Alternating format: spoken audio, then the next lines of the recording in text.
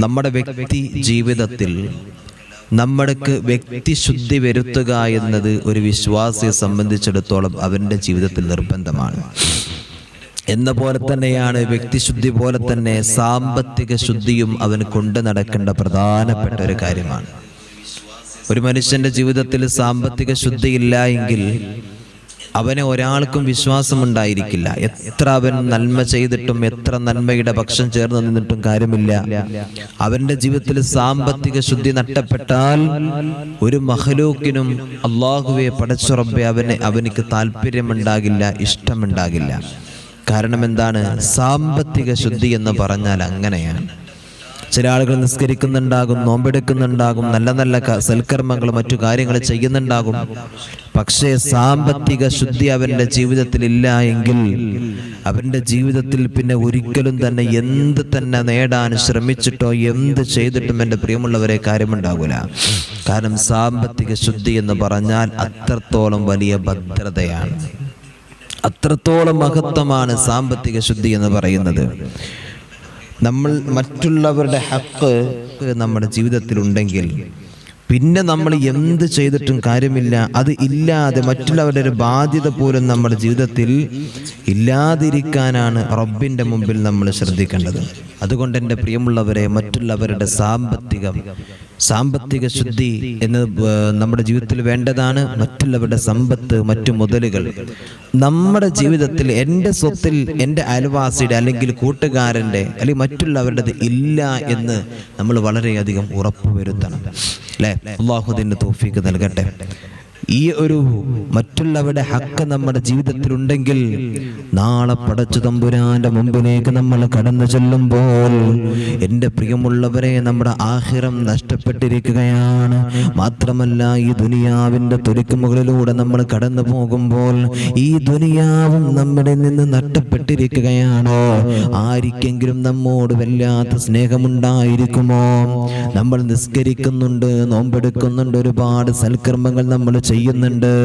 ഇതെല്ലാം ചെയ്യുമ്പോഴും ചില ആളുകളെ കുറിച്ച് പറയുന്നത് കേൾക്കാറുണ്ടല്ലോ, അവൻ ഉസ്താദെ, അവന് സാമ്പത്തികമായിട്ട് അവനക്ക് ഒരു ഇടപാടും അവനെ കൊണ്ട് നടത്താൻ പറ്റില്ല, അവൻ ചതിക്കുന്നവനാണ് എന്ന് ചില ആളുകളെ കുറിച്ചിട്ടൊക്കെ പറയുന്നത് കേൾക്കാറുണ്ടല്ലോ.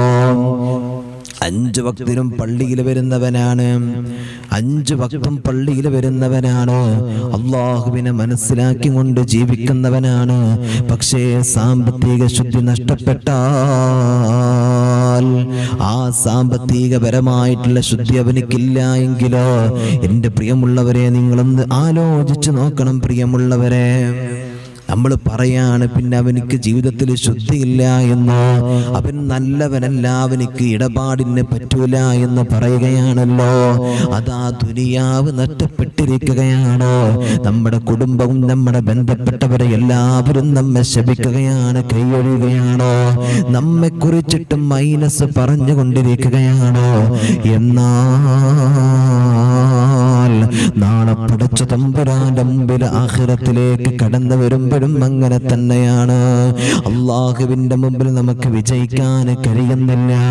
അള്ളാഹിന്റെ മുമ്പിൽ നമ്മൾ പരാജിതരാണ്. റബ്ബിന്റെ മുമ്പിൽ നമ്മൾ എല്ലാം നഷ്ടപ്പെട്ടവരായി കൊണ്ട് നിലനിൽക്കുകയാണ് എന്നുള്ളൊരു ബോധം എൻ്റെ പ്രിയമുള്ളവരെ നമുക്ക് വേണം കേട്ടോ. അള്ളാഹുവിന്റെ ഹബീബ് സല്ലല്ലാഹു അലൈഹി വസല്ലം തങ്ങൾ പറയുന്ന ഒരു ഹദീസിൽ നമുക്ക് കാണാം,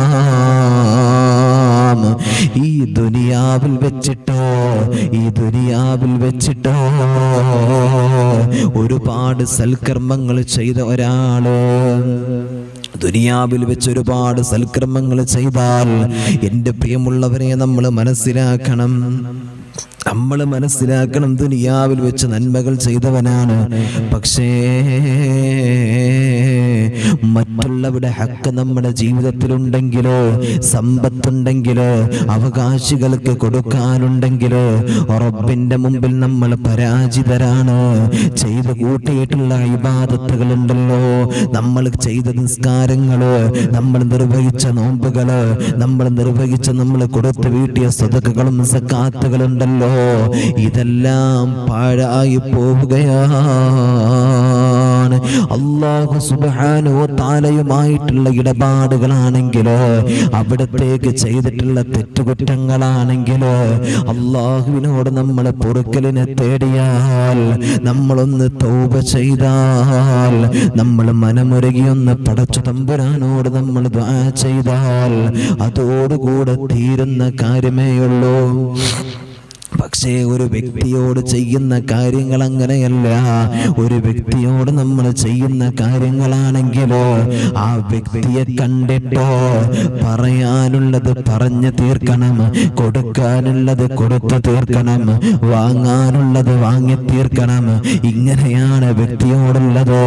വ്യക്തിയുടെ ഇടപാടുകളുണ്ടല്ലോ, വ്യക്തിയോട് പറഞ്ഞു തീർക്കാതെ പടച്ച തമ്പുരാൻ പോലും പുറത്തു തരുന്നതല്ലെന്ന് അല്ലാഹുവിന്റെ ഹബീബ് നബി മുഹമ്മദ് മുസ്തഫ സല്ലല്ലാഹു അലൈഹി വസല്ലം നമ്മെ ഓർമ്മപ്പെടുത്തുകയാണ്. നോക്കാൻ നിങ്ങൾ, നമ്മൾ വ്യക്തിയുമായിട്ട് എന്തെങ്കിലും ഇടപാടുണ്ടെങ്കിൽ പറയുന്നതാണോ പറഞ്ഞു തീർക്ക്, ചെയ്യാനുള്ളതാണോ ചെയ്തു തീർക്ക്. മനസ്സിലാക്കണം, അത് അല്ലാഹു സുബ്ഹാനഹു വ തആല പോലും പിന്നീട് നമ്മിൽ നിന്നത് സ്വീകരിക്കുന്നില്ല. ഈ വ്യക്തിയുമായിട്ടുള്ള ഇടപാട് ഇവിടെ ദുനിയാവ് ഞങ്ങൾ തീർക്കണം. മനസ്സിലായോ? അല്ലാഹു നമുക്ക് ബോധം നൽകട്ടെ, റബ്ബ് നമുക്ക് ബോധം നൽകട്ടെ. എൻ്റെ പ്രിയമുള്ളവരെ, അതാ പ്രവാചകർ സല്ലല്ലാഹു അലൈഹി വസല്ലമ തങ്ങൾ പറയുന്ന ഒരു ഹദീസ് ഞാൻ പറഞ്ഞു തരട്ടെയോ? വല്ലദീ നഫ്സീ ബിയദിഹി, അല്ലാഹുവിന്റെ ഹബീബ് സല്ലല്ലാഹു അലൈഹി വസല്ലമ തങ്ങൾ പറയുകയാണ്, എന്നെ നിയന്ത്രിക്കുന്ന റബ്ബിനെ തന്നെയാണ് സത്യം, എന്നെ നിയന്ത്രിക്കുന്ന റബ്ബിനെ തന്നെയാണ് സത്യം. ലോ അന്ന റജുലൻ ഖുതില ഫീ സബീലില്ലാഹ്, അല്ലാഹുവിനെ സത്യം ചെയ്തുകൊണ്ട് പടച്ച തമ്പുരാൻ നമ്മോട് പറയുകയാണ്, ഒരാൾ അല്ലാഹുവിന്റെ മാർഗത്തിൽ ഷഹീദാക്കപ്പെട്ടു, ഒരാൾ അല്ലാഹുവിന്റെ മാർഗത്തിൽ ഷഹീദാക്കപ്പെട്ടു, അല്ലാഹുവിന്റെ മാർഗത്തിൽ മുസ്ലിമായി അല്ലാഹുവിന് വേണ്ടി ദീനിന് വേണ്ടി യുദ്ധം ചെയ്തുകൊണ്ട് റബ്ബിന്റെ പേരിൽ അവൻ ഷഹീദാവുകയാണ്, അവൻ മരിച്ചിരിക്കുകയാണ്, ഷഹീദായിരിക്കുകയാണ്. വീണ്ടും അവനെ അതാ ജീവിപ്പിച്ചു, വീണ്ടും അവൻ ജീവിച്ച് ആയുസ് കൊടുത്ത് ജീവിച്ചു വന്നു എന്ന് വിചാരിച്ചോളൂ. റസൂലുള്ള വീണ്ടും പറയാണ് സുമ്മ ഖുതില, വീണ്ടും അവനെ കൊല്ലുകയാണ്, അവൻ ഷഹീദാവുകയാണ്. ഒന്ന് കഴിഞ്ഞത് രണ്ടാമത്തതാണ്.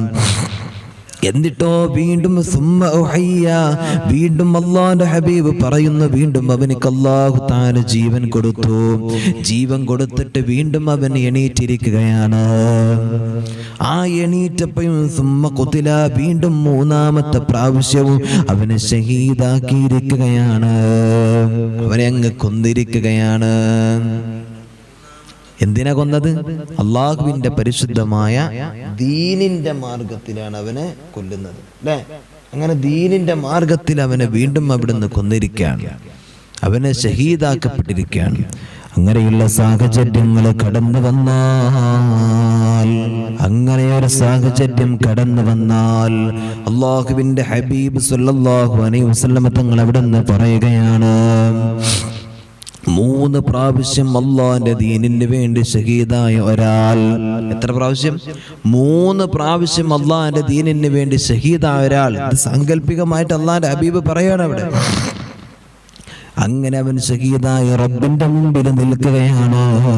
വഅലൈഹി ദൈനുൻ, പക്ഷേ അവന്റെ ജീവിതത്തിൽ കടം അവിടെ ബാക്കിയാണ്, അവൻ കടം കൊടുത്ത് വീട്ടാനുണ്ട്, അവന്റെ ജീവിതത്തിൽ കടം ബാക്കിയായി നിൽക്കുകയാണ്, അവനിക്ക് കടം അവിടെ ബാക്കിയാണ്. അങ്ങനെ ഒരു സാഹചര്യം എങ്ങാനും കടന്നു വന്നാൽ അല്ലാഹുവിന്റെ ഹബീബ് സല്ലല്ലാഹു അലൈഹി വസല്ലമ തങ്ങൾ പറയുകയാണ്, മാ ദഖലൽ ജന്ന, അവനിക്ക് അല്ലാഹുവിന്റെ സ്വർഗ്ഗമില്ല, സ്വർഗ്ഗമില്ല, സ്വർഗ്ഗമില്ല.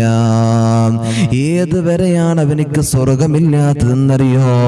ഹത്താ യഖളാ അൻഹു ദൈനുഹു, അവന്റെ കടം എപ്പോഴാണ് വീട്ടപ്പെടുന്നത്, അവന്റെ കടം ബാധ്യത എപ്പോഴാണ് അവിടെ വീട്ടപ്പെടുന്നത്? വീട്ടപ്പെടുന്നത്. ആ വീട്ടപ്പെടുന്ന സമയം വരെ അവനിക്ക് റബ്ബിന്റെ സ്വർഗമില്ലെന്ന് അല്ലാഹുവിന്റെ ഹബീബ് നബി മുഹമ്മദ് മുസ്തഫ സല്ലല്ലാഹു അലൈഹി വസല്ലം തങ്ങൾ ഓർമ്മപ്പെടുത്തുന്നു. എന്റെ പ്രിയമുള്ളവരെ, റസൂലുള്ളാഹി ഇങ്ങനെ പറയുമ്പോൾ അതിന്റെ അവസ്ഥയൊന്ന് ആലോചിച്ചു നോക്കൂ നിങ്ങൾ. റസൂലുള്ളാഹി ഇങ്ങനെ പറയുമ്പോൾ അതിന്റെ അവസ്ഥയൊന്ന് ആലോചിച്ചു നോക്കൂ നിങ്ങൾ. അല്ലാഹുവേ, 3 പ്രാവശ്യം ഷഹീദായത് മുസ്ലിമായിട്ടാണ്, റബ്ബിന്റെ ദീനിന് വേണ്ടിയിട്ടാണ്. അങ്ങനത്തെ ഒരാൾ, ആ ഷഹീദ് എന്ന് പറഞ്ഞാൽ അവന്റെ ജീവിതത്തിലുള്ള മുഴുവൻ പാപങ്ങളും പൊറുത്തവനാണ്. അള്ളാഹിന്റെ പരിശുദ്ധ ദീനിന് വേണ്ടിയിട്ട് ഒരാൾ ഷഹീദായാൽ അവന്റെ ജീവിതത്തിലെ എല്ലാ പാപങ്ങളും പുറത്തവനാണ്. ആ രക്തത്തുള്ളി ഈ ഭൂമിയിലേക്ക് ഒറ്റലോടുകൂടെ അവന്റെ എല്ലാ പാപങ്ങളും അല്ലാഹു തആല പുറത്തവനായിട്ടാണ് അവൻ അവിടെ നിന്ന് മാറുന്നത്. പക്ഷേ അവന്റെ പാപം പൊറുക്കാതെ വരുന്നത് എപ്പോഴാണെന്ന് നോക്കൂ നിങ്ങൾ. അവനിക്ക് കടമുണ്ടോ, ആ കടം വീട്ടാത്ത കാലത്തോളം ഒരിക്കലും അവിടുന്ന് പാപങ്ങൾ പൊറുക്കില്ല. അവന് ഷഹീദായിട്ട് കാര്യമില്ല, അള്ളാഹുവിന്റെ സ്വർഗത്തിലേക്ക് അവന് കടന്നു പോകില്ലെന്ന് പ്രവാചകൻ നബി മുഹമ്മദ് മുസ്തഫ സല്ലല്ലാഹു അലൈഹി വസല്ലം, അള്ളാഹുവിന്റെ ഹബീബ് സല്ലല്ലാഹു അലൈഹി വസല്ലം തങ്ങളുടെ മുമ്പിലേക്ക് ഒരു മയ്യത്ത് കൊണ്ടുവരുന്നുണ്ട്. ആ മയ്യത്ത് കൊണ്ടുവന്നപ്പോ അള്ളാഹുവിന്റെ ഹബീബിനോട് പറയുന്നുണ്ട്, നബിയെ, ഇദ്ദേഹത്തിന്റെ ജീവിതത്തിൽ കടബാധ്യതകളുണ്ട് നബിയെ. ആ കടബാധ്യതകളുള്ളവന്റെ മയ്യത്ത് അള്ളാഹുവിന്റെ ഹബീബ് സല്ലല്ലാഹു അലൈഹി വസല്ലം തങ്ങൾ നേതൃത്വം കൊടുത്തിട്ട് നിസ്കരിച്ചിട്ടില്ല. എന്തേ കാര്യമെന്നറിയോ? മറ്റൊരാളെ ഏൽപ്പിക്കാനുള്ള കാര്യം. അവൻ ബാധ്യതയുള്ള മയ്യത്താണ്. അതുകൊണ്ട് ദുനിയാവിന്റെ തൊലിക്ക് മുകളില് എന്തെങ്കിലും ബാധ്യതകൾ ബാക്കിയുണ്ടെങ്കിൽ അതൊന്നും ഇവിടെ തീർക്കാതെ പിരിഞ്ഞു പോകാൻ പാടില്ല. ഒരു കാര്യം നമ്മൾ മനസ്സിലാക്കണം, എപ്പോഴാണ് നമുക്ക് മരണം വരുന്നത് എന്ന് പറയാൻ എനിക്കറിയില്ല, നിങ്ങൾക്കും അറിയില്ല. അതുകൊണ്ട് എൻ്റെ പ്രിയമുള്ളവരെ, ദുനിയാവിൽ ജീവിക്കുന്ന കാലഘട്ടത്തില് മരണത്തെ ഏത് സമയത്തും കണ്ടുകൊണ്ട് വേണം നമ്മൾ ജീവിക്കാൻ. ഞാൻ ഇപ്പൊ മരിക്കുമെന്നുള്ള ബോധം വേണം, ഞാൻ ഏത് സമയത്തും വിട പറയുമെന്നുള്ള ബോധം വേണം. എനിക്കും വേണം, നിങ്ങൾക്കും വേണം. അല്ലാഹുവേ, ഞങ്ങൾക്കതിന് തൗഫീഖ് തരണേ അല്ലാഹ്. എപ്പോ വേണമെങ്കിലും നമ്മൾ എന്ത് ചെയ്യാം? മരണപ്പെടാം അല്ലേ? ആ ഒരു ബോധം നമുക്ക് എപ്പോഴുണ്ടാകണോ അപ്പോഴേ നമ്മൾ കഴിച്ചിലാവുള്ളൂ അല്ലേ? അതുകൊണ്ടാണ് അള്ളാഹിന്റെ ഹബീബ് സല്ലല്ലാഹു അലൈഹി വസല്ലം തങ്ങളുടെ മുമ്പിലേക്ക് ഒരു സ്വഹാബി കടന്നു വന്നുകൊണ്ട് ചോദിക്കുന്നുണ്ട്, യാ റസൂലല്ലാഹ്, അള്ളാഹിന്റെ ഹബീബ് നബിയേ, ദുനിയാവിന്റെ തൊലിക്ക് മുകളിൽ ഞങ്ങൾ ജീവിക്കുന്നുണ്ട്, നിസ്കരിക്കുന്നുണ്ട്, നോമ്പെടുക്കുന്നുണ്ട്, ഒരുപാട് സൽക്കർമ്മങ്ങൾ ഞങ്ങൾ ചെയ്യുന്നുണ്ട്. എല്ലാ സൽക്കർമ്മങ്ങൾ ഞങ്ങൾ ചെയ്യുന്നുണ്ടെങ്കിലും ഞങ്ങളുടെ ജീവിതത്തിൽ ആ ഇബാദത്തുകളിൽ നന്മ ലഭിക്കാൻ, ഖുശൂ ലഭിക്കാൻ ഞങ്ങൾക്ക് എന്തെങ്കിലും ഒന്ന് പറഞ്ഞു തരുവോ നബിയേ? ഇത് ചോദിച്ചുകൊണ്ട് കടന്നു വന്നൊരു സഹാബി ഉണ്ടായിരുന്നു, മഹാനായ സയ്യിദ് ഇബ്നു സാബിത്ത് റളിയല്ലാഹു തആല അൻഹു. അള്ളാഹിന്റെ ഹബീബ് സല്ലല്ലാഹു അലൈഹി വസല്ലം തങ്ങൾ അവിടെ നിന്നും പറഞ്ഞു കൊടുത്ത കാര്യം എന്താണെന്നറിയോ? സ്വഹാബാ, നിങ്ങളുടെ ജീവിതത്തിൽ നിങ്ങൾ ഒന്നും കൂടെ ഖുശൂ ലഭിക്കാൻ, നന്മ ലഭിക്കാൻ, നല്ല ചിന്തകൾ ലഭിക്കാൻ നിങ്ങൾ ചെയ്യേണ്ട കാര്യം എന്താണെന്നറിയോ? ഉദ്കുറുൽ മനിയ, മരണത്തെ ഓർത്തുകൊണ്ട് ജീവിക്കലാണ്. മരണത്തെ ഓർത്തുകൊണ്ട് ജീവിച്ചാൽ നിങ്ങളുടെ ജീവിതത്തിൽ നിങ്ങൾക്ക് നല്ല ബോധം ലഭിക്കുമാ, നല്ല ചിന്ത ലഭിക്കുന്നതാണ്, ഖുശൂ ലഭിക്കുന്നതാണ്. നന്മയുടെ പക്ഷം ചേർന്ന് നിൽക്കാൻ നമ്മളെ കൊണ്ട് കഴിയുമെന്നാണ്. അല്ലാഹു അതിന്റെ തൗഫീഖ് തരട്ടെ. അള്ളാഹു നമുക്കതിൻ്റെ തൗഫീഖ് നൽകട്ടെ. ആമീൻ യാ റബ്ബൽ ആലമീൻ. അതുകൊണ്ട് അള്ളാഹുവിനെ വെല്ലുവിളിക്കാനൊന്നും ദുനിയാവിൽ ആരെക്കൊണ്ടും കഴിയില്ല. അല്ലാഹു സുബ്ഹാനഹു വ തആല ദുനിയാവിൽ അല്ലാഹു നമ്മെ പടച്ചു വിടുമ്പോൾ ഒരുപാട് കാര്യങ്ങൾ എന്താകുന്നുണ്ട്, എന്നെയും നിങ്ങളെയും പഠിപ്പിക്കുന്നുണ്ട് അല്ലേ? അല്ലാഹു തആല നന്മയുടെ പക്ഷം ചേർന്ന് നിൽക്കാൻ അല്ലാഹു തൗഫീഖ് തരട്ടെ.